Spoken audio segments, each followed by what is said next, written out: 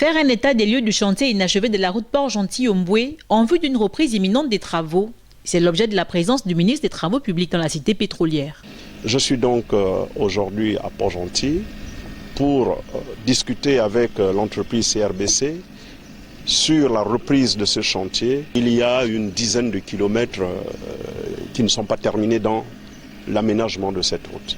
Je parle là au nom du gouvernement, à la satisfaction du gouvernement, donc du président de la transition. CRBC a déjà perçu l'avance de démarrage.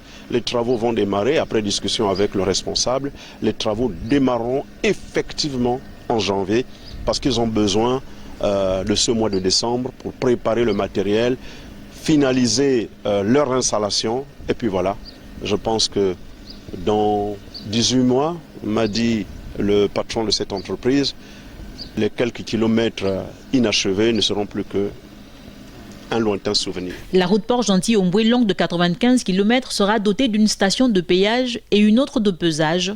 Avec SOCO-TP, entreprise adjudicataire, le membre du gouvernement s'enquiert de la faisabilité de ces ouvrages, dont la rentabilité permettra à terme de les entretenir. Nous sommes là, en ce moment-ci, sur une base de l'entreprise adjudicataire de ce marché. Et je visite sur la partie qui est déjà construite deux ouvrages. Le premier qui sont en projet, c'est une station de pesage et une station de péage. L'entreprise SOCO-TP qui réalise ces deux ouvrages m'a donc donné toutes les explications. Je comprends mieux. La route Port-Gentil-Omboué relie par voie terrestre l'OG8 au reste du pays. Achevée, cette voie contribuera au développement économique de l'Ogooué maritime, notamment dans les secteurs agricoles et touristiques.